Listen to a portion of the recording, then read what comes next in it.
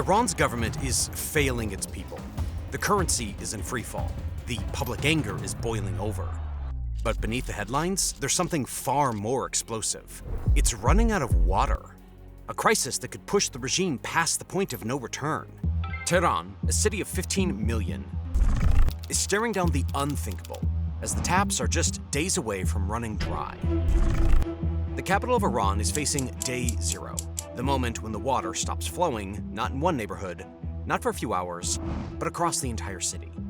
This is no longer a warning, it's a countdown. Already the signs are clear. Water pressure has been cut, rationing has begun, and officials are speaking openly about harsher measures if the skies do not deliver rain.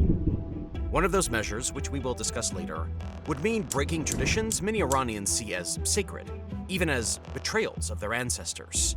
Yet the choice may be unavoidable. Right now, experts warn that we have only a few days, maybe weeks, before a 1,000-year-old city that survived Mongol invasions, foreign occupations, and earthquakes collapses under the weight of its own water crisis. Directly put, the situation is bad, and unfortunately, Tehran's struggle is only part of a larger story. What began as isolated cases of water shortages has now worsened to become a blown-out disaster that's threatening to wipe out the entire nation.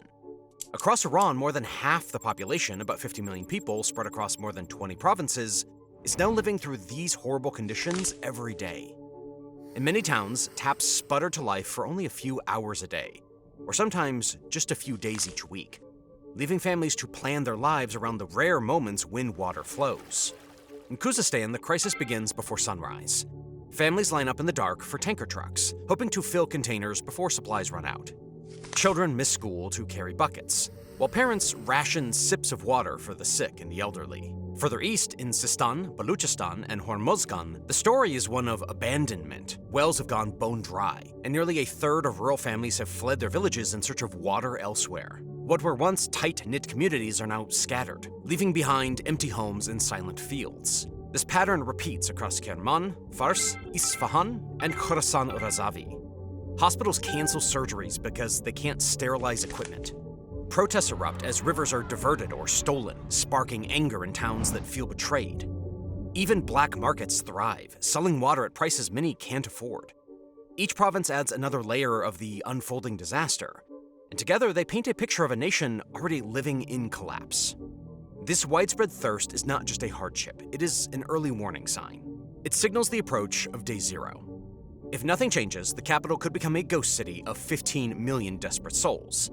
A place where survival depends not on tradition or power, but on the simple question of whether the water still flows. So where does a phrase like day zero even come from? It's not just a headline. It's the technical term that Iranian officials and water scientists use behind closed doors. It marks the day when the taps in Tehran completely stop running, and millions of people wake up to silence. No water to drink, no water to cook, no water to wash away the dust that clings to every surface. A city that once pulsed with life would suddenly feel hollow, stripped of the most basic things that kept it alive. For all practical purposes, it would be a doomsday event. And when that day arrives, which will happen kind of any day now, the capital will collapse. The first shock would strike hospitals. Surgeries would be canceled, equipment left unsterilized, and patients turned away. Firefighters would stand powerless as flames spread through homes and businesses, unable to fight back without water in their hoses. Families would gather around empty sinks, listening to pipes groan with nothing inside of them. Out on the streets, desperation would take over. People would chase tanker trucks with empty containers, crowds would swell, tempers would flare, and fights would break out over a few liters. Markets would collapse as food spoiled, and diseases like cholera and typhoid would spread quickly through dirty hands and unwashed surfaces. Before you know it, neighborhoods would begin to empty. Families would pack what little they have and leave, searching for places where water still flows. The capital, once the beating heart of Iran, would start to look like a ghost city. Streets that once carried the rhythm of daily life would echo with silence, broken only by the sound of people leaving. This scenario, day zero, is not some distant nightmare. It is the breaking point where a modern city becomes unlivable, where survival itself turns into a daily fight. That is why the countdown to that moment matters. That is why reaching that day would mean the unraveling of everything Tehran has ever stood for. And here lies the cruel irony. Tehran is more vulnerable than anywhere else. It is an enormous city, packed tight with people, and it depends on water from distant mountains and lakes. It is the worst possible city in Iran for day zero to strike. Yet it is the capital, the heart of the country, and its days are already numbered. And hey, while we're talking about a 15 million person capital potentially turning into a giant ghost town overnight, don't let that happen to us here. If you don't smash that subscribe button right now, one day you might wake up, turn on YouTube and think, wait, whatever happened to that channel that warned me Tehran was about to hit day zero? Poof, gone from your feed, just like the water in those reservoirs. So save yourself from that kind of heartbreak.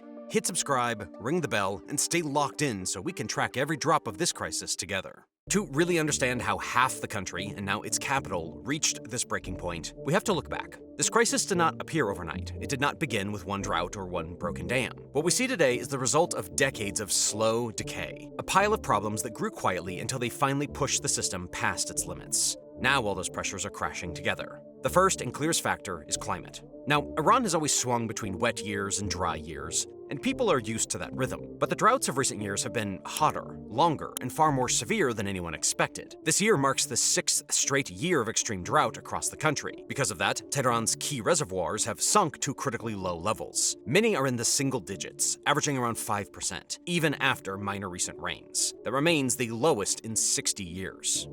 This plunge follows a steady slide, with rainfall dropping about a millimeter each year since the 90s, adding up to 30 millimeters less overall, while temperatures climb twice as fast as the global average in some spots, up to 4 degrees per decade. Evaporation steals even more, with some reservoirs losing 2 meters of height yearly. Recent showers in early December, the first of autumn, brought a slight bump to levels around Tehran, pushing some, like Latian, under 10% still, but far from recovery. Brief showers like those on December 10th and 11th barely made a difference, and autumn rainfall this year was 89% below normal. As much as those showers seemed like relief, they were nowhere near enough to refill the city's thirsty reservoirs. Again, those rising temperatures make the shortages even worse. The little rain that does fall, and even the snow that melts, disappears faster because of stronger evaporation. The mountains that once gave Tehran a steady flow of meltwater are failing too. Snowpack in the Alborz and Zagros ranges is shrinking year after year. Now the meltwater arrives in short, unpredictable bursts, often too little and too late to help. As the natural sources shrink, the demand for water only grows. And those rising temperatures do not stop at the mountains. Heat waves now strike earlier in the year and last longer, pushing demand higher while supply shrinks. That heat claims lives too, with 1,700 deaths yearly from it, 5 times more than in similar climates elsewhere. Demand surges even more from a population that more than doubled since the revolution, jumping from 34 million to over 93 million, egged on by policies pushing for growth without scaling up supplies. This creates a catastrophe, the likes of which we are seeing unfold on the ground. It would be tempting to preach that this crisis came out of nowhere, but scientists have been warning for decades that climate change would bring these kinds of extremes. However, in all fairness, even they were stunned by how quickly it arrived at Tehran's doorstep. In the end, climate change did not create Iran's water problems by itself. The country's water system was already weak, but climate change has turned every weakness into a breaking point. What might have been manageable in the past has now become a full-scale crisis. As if Tehran's troubles above ground weren't enough, another crisis is unfolding beneath the city. The groundwater, once a hidden reserve for emergencies, has been drained faster than nature can replace it. Farmers, factories, and even government agencies have sunk illegal wells, pulling so much water that aquifers are left hollow. With nothing left to support the soil above, the land begins to collapse. In some districts, the ground sinks by 31 to 40 centimeters every year. Roads buckle, pipelines snap, buildings tilt and crack. Entire neighborhoods are being swallowed as the earth caves beneath them. Without its underground safety net, Tehran faces each dry season with no cushion. The city is left dangerously exposed, its foundations literally crumbling beneath its feet. This slow collapse underground is more than a hidden risk. It is turning Tehran into a city that may no longer hold as the nation's heart. With the ground sinking faster each year and reserves running dry, leaders have started whispering about the unthinkable, abandoning the capital altogether, shifting power to somewhere the water still flows. We'll dive more into that in a second. While we're still on the factors leading to this doomsday water crisis, farming consumes more water than any other sector in the country. It is essential for feeding millions, yet it pulls more than 90% of Iran's entire supply. Most of that water travels through irrigation systems built decades ago, systems that leak or evaporate before reaching the crops. Instead of sustaining agriculture, they drain rivers and underground reserves even faster. The strain intensifies when you look at what is being grown. Alfalfa, pistachios, and rice are still planted in regions that can really no longer support them. These crops demand enormous amounts of water, and each season adds pressure until the land itself cannot recover. To keep going, farmers drill deeper wells. clawing at what little remains underground. In the process, aquifers that once protected cities like Tehran during dry years have been hollowed out. What used to be a natural shield is now nearly gone. Attempts to reform farming practices have been made, but they rarely last. Politics intervene, costs mount. Farmers fear losing their livelihoods, and leaders fear the backlash of dismantling old systems. So year after year, plans stall, and nothing truly changes. The very system that feeds the nation is now eroding its future. While all of this is going on, Iran's infrastructure is struggling to keep up. The big dams scattered across the country were built for a time when rivers flowed strongly, and rain was far more reliable. But those days are gone, and the country is still leaning on designs from the past. That reliance on old ways traces back to a rush of ambition years ago. Leaders pushed for mega projects, building dams at blistering pace, one every 45 days during one era, chasing prestige and quick wins without thinking through the long game. Many of those structures disrupted rivers and ecosystems right from the start, setting the stage for today's breakdowns. And it doesn't stop there. The tunnels meant to carry water to farms and cities can't keep pace with demand anymore. In Tehran, the pipes themselves leak away huge amounts of water before it ever reaches a household. Repair crews do what they can, but they're constantly behind. Sometimes new projects are drawn up, yet they often sit untouched because the money never arrives. The truth is simple. Infrastructure built half a century ago just isn't built for the climate pressures of today. Every leaking pipe, every failed dam, and every missed repair only speeds up the countdown. Day zero isn't waiting patiently in the future, it is advancing faster because these old systems can't hold back the crisis any longer. And politics adds another layer of trouble, hanging over the crisis like a heavy storm. For years, national leaders looked outward instead of inward. Their focus stayed on regional power, military ambitions, and building new alliances. That outward gaze came at a cost. The growing partnership with Moscow pulled both attention and money away from problems inside Iran. While those external goals moved forward, the basics at home slipped further behind. Water systems aged quietly, repairs slowed, and plans that should have been acted on years ago were shelved for later, even as the warning signs grew harder and harder to ignore. And the story doesn't end with neglect. There's a harder truth that almost nobody in power wants to say out loud. A huge part of this disaster was built on purpose, for profit. Companies tied to the Revolutionary Guard win no-bid contracts worth billions to throw up dams nobody needs. The Godfin Dam is the clearest example. It was dropped right on top of a massive salt deposit, even though experts warned it would poison the Karun River. They were right. The water turned salty, downstream farms collapsed, and the contractors walked away rich. Meanwhile, thousands of illegal wells drilled by connected firms keep pumping away while villages go dry. Godfin stands out, but it's part of a pattern, with other dams like Dez and Shahid Abbazpur, which started strong decades ago, but now strain under overuse and poor planning. Even recent advice from officials boils down to little more than hoping for rain, as one cleric tied to leadership put it plainly to farmers. Corruption didn't just worsen the crisis, it actively created the shortage. And now these problems have crashed together. A shifting climate, water use far beyond what the land can handle, aging pipes and dams that keep breaking, and years of leaders looking the other way have all joined forces. Together, they are driving Iran towards a frightening finish line everyone calls Day Zero. The question isn't if it will happen, but when. In Tehran, the countdown has already begun. Day zero is not a distant nightmare anymore. It is closing in, and the signs are getting worse every single day. Life already looks pretty grim in many parts of Iran, and it's only getting harder. In some neighborhoods, families wait hours in the blistering heat just for a few pots from tanker trucks. By the time the trucks arrive, there is barely enough water for the street. People share what little they can, often breaking down in frustration and exhaustion. These scenes spread quickly across social media, showing the human face of this crisis. Hospitals are already rationing water, saving every drop for operating rooms and the sickest patients. Toilets fail, garbage piles up, and disease risk climbs. Dust storms from dried lakes carry pesticides and heavy metals into people's lungs. Doctors report waves of unexplained coughs. Black market water already sells for many times the price of gasoline, leaving only the well-connected, clean, and hydrated. Power cuts are now routine. Cities like Avaz, Shiraz, and Isfahan lose electricity for 6 to 12 hours a day, draining hundreds of millions of dollars from the economy. Factories grind to a halt, pumps fail, and hydroelectric plants sit idle because the dams are dry. No water means no power, and no power means no water. Even major hydroelectric dams are shutting down completely now. Take the KHAMENEI'S Dam. Its power station stopped generating electricity in late November because the reservoir fell too low to turn the turbines. That loss ripples across the grid, making blackouts longer and more unpredictable just when families need pumps the most. Factories grind to a halt. Pumps fail, and hydroelectric plants sit idle because the dams are dry. Oh, and as a result of fear, protests have already erupted. Farmers in Isfahan have blown up pipelines carrying their river water to Yazd. Villages downriver arm themselves when pumps run at night. Water clashes have killed dozens. Some were blinded by birdshot in East Azerbaijan. Others gunned down in Khuzestan, shouting, "We are thirsty." Crowds in Mashhad and Isfahan chant, "The enemy is right here." They lie when they say it is America.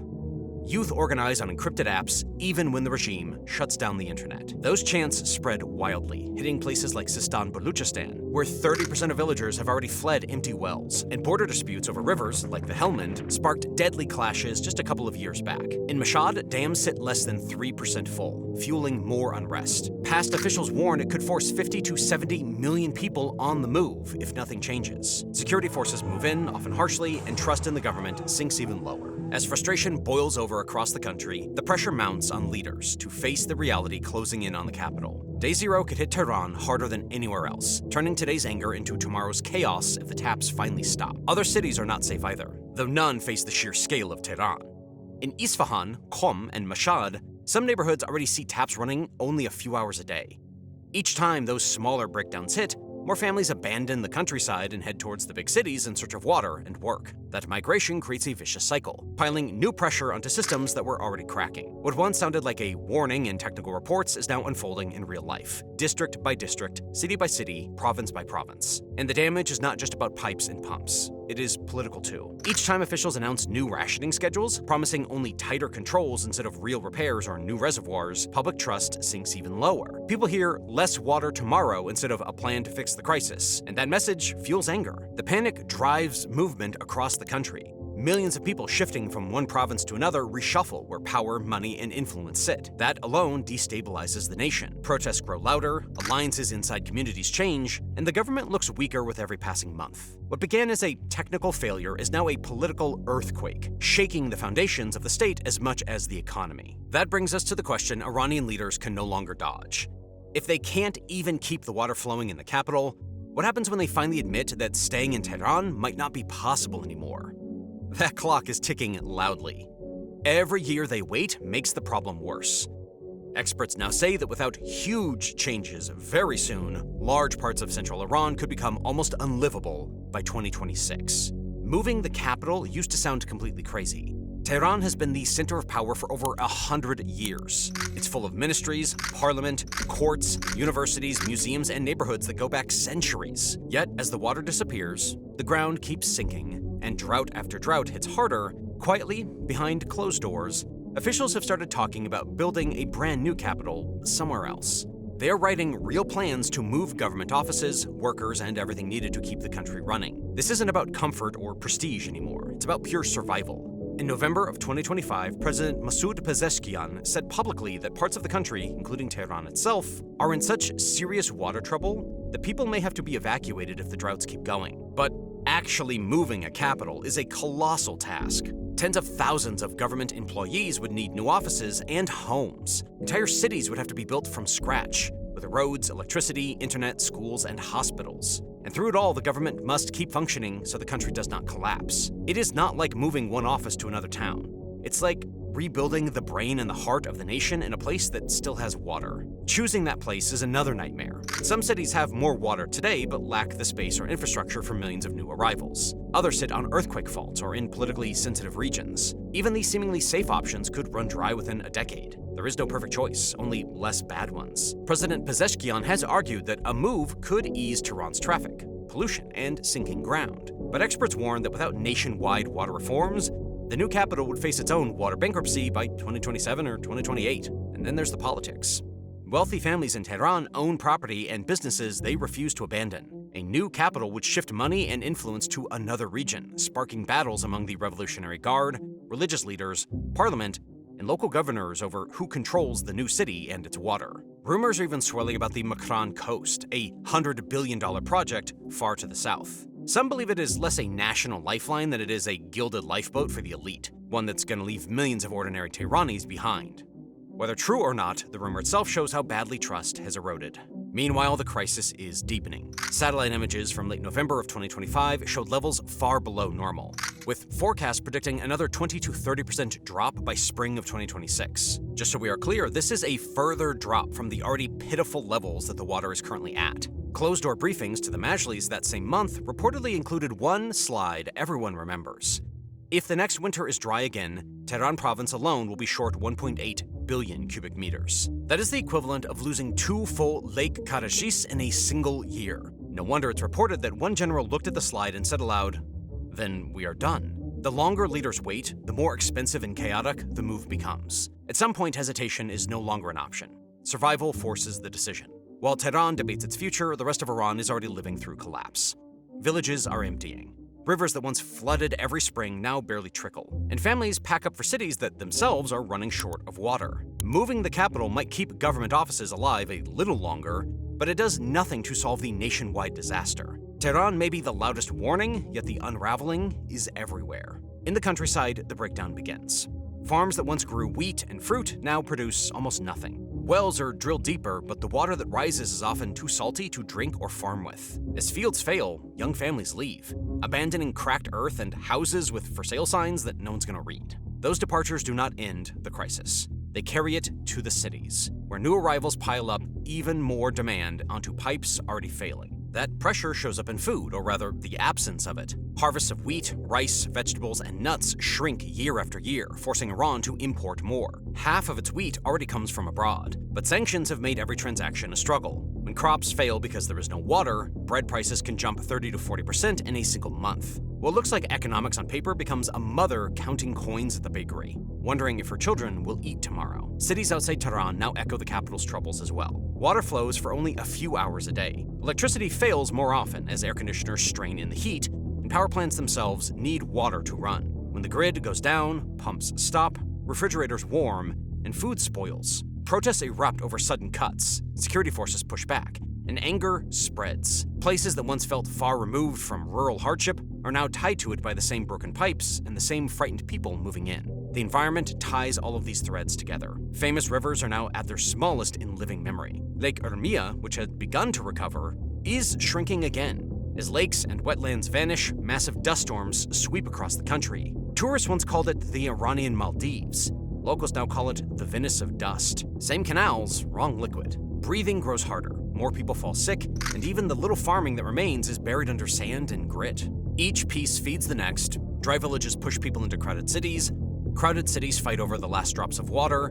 Failing harvests and choking dust make everyone poorer and angrier. This is not a set of separate problems. It is one giant disaster unfolding in slow motion. And while leaders focus on wars, allies, and missiles abroad, the country they are meant to protect is quietly falling apart at home. That sense of collapse does not come out of nowhere. It comes directly from choices made years ago. Now, Iran poured vast sums into influence abroad, rockets, and its military. Just 1 year of proxy fighting costs about the same as switching half the country's farmland to drip irrigation and fixing every leaking pipe in Tehran. 1 year. That is the math nobody says out loud in parliament. Meanwhile, investment in water infrastructure barely happened. So when a crisis finally arrives, the response is always too small and too late, leaving cities and villages to fend for themselves. The consequences of these choices shows up in cruel ways. Around Natanz and Fordow, the nuclear sites, deep wells still pump at full speed because cooling those facilities requires enormous amounts of water. Some neighborhoods ration 50 liters per person per day. The centrifuge halls get priority. Security trumps thirst every time. This way of thinking is reinforced by foreign alliances. The partnership with Russia pushes leaders to think first about armies and geopolitics instead of wells and dams. Military projects receive billions, while water projects remain starved. So when the rain falls, there is nothing left in reserve. Those skewed choices echo even older missed chances. Before the revolution, Iran worked with experts from Israel on wells and irrigation systems that could have built a stronger foundation. Now, with those ties cut, the country lags behind neighbors who recycle nearly all of their wastewater or pull fresh supplies from the sea through desalination. Instead, coastline plans sit idle, gathering dust as focus stays locked on distant goals. Even those who try to warn about the danger face punishment. Scientists who speak too loudly risk losing their jobs, arrest, or even being forced into silence. Many of Iran's best hydrologists are gone. Kaveh Madani fled in 2018 after being accused of spying, simply for talking about the crisis. Hundreds of younger engineers followed. The country is losing the very mines that it needs the most, just as aquifers collapse. Data on reservoirs is hidden or altered, so people only discover the danger when their own taps run dry. Without honest information, planning is impossible, and the disaster grows unchecked. So, is Iran doomed? Well, not yet. Solutions do exist. They are difficult, expensive, and demand leaders who care more about survival than pride, but they are real. And they begin where the problem is the largest. The first step is farming, because agriculture consumes more than 90% of Iran's water. Most farmers still flood their fields, losing huge amounts to evaporation. Switching to drip irrigation could save billions of liters each year. But irrigation alone is not enough. Thirsty crops like rice and pistachios cannot keep growing in the driest zones. And subsidies that reward waste must end. Farmers also need training and fair prices to make the switch. Without smarter farming, nothing else will matter. Smarter farming only works if the government itself changes. Ministries and provinces currently fight each other and hide information. One strong, honest water authority must collect real numbers and make real plans. Scientists must be free to speak. When the true picture is visible, smarter decisions follow.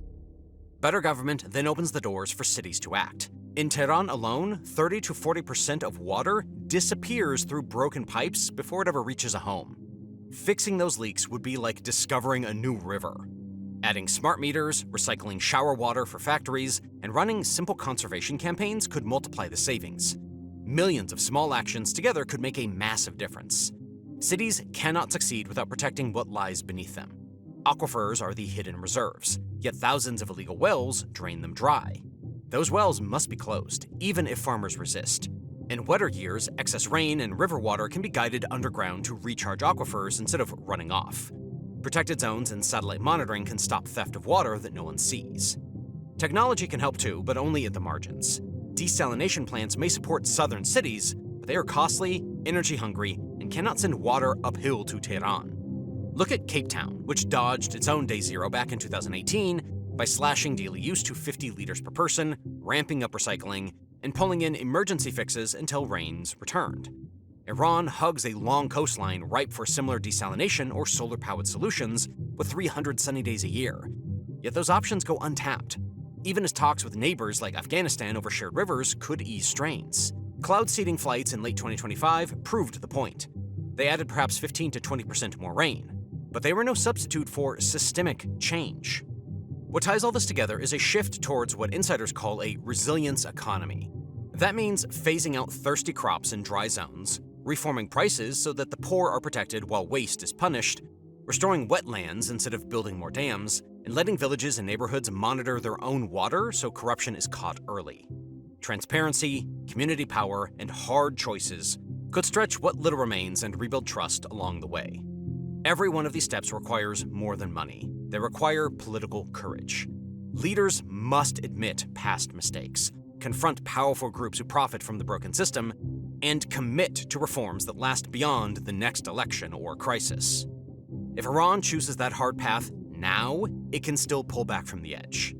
If it waits, the forecasts for 2026 and 2027 are grim. Another 20 to 30% less water, crop failures, food riots, permanent rationing, and anger that could shake the entire system. A government can blame the weather, sanctions, or enemies. It cannot blame an empty reservoir. Nature does not negotiate. Tehran is already standing on the edge of day zero. Some neighborhoods still have water, but the warning lights are flashing bright red. The clock is not ticking in some distant future. It is ticking right now, in every dry tap and every dusty field. Iran still has a chance to choose survival, if its leaders finally decide that water at home matters more than power abroad. Otherwise, the consequences of decades of neglect will arrive all at once, and no one, not the richest Tehran neighborhood nor the poorest village, will escape them.